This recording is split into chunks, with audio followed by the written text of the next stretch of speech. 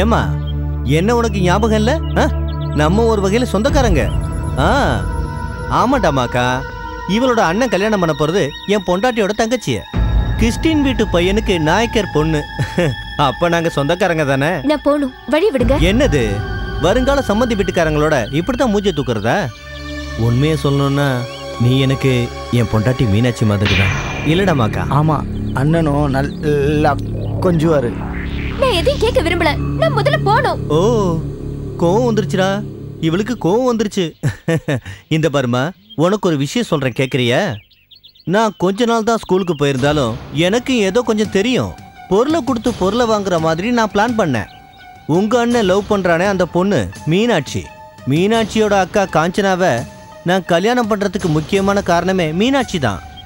ஆனா அவ என்னை விட புத்திசாலி தான். இப்ப அவ பிடிச்சிருக்கிறது பெரிய இடம்தான். நான் ஒன்றும் இல்லாத விரும்பதான். இது நியாயமான நீயே சொல்லு. இது சரியில்லைன்னு உனக்கும் தெரியும், எனக்கும் தெரியும். அதனால நான் விருப்பப்பட்ட மீனாட்சி உங்க குடும்பத்துக்கு வரும்போது அந்த வீட்டு பொண்ணு எங்க வீட்டுக்கு வர்றதுல தப்பே இல்லை. இல்லடாமாக்கா? ஆமாண்ணே. ஏய், நெல்லு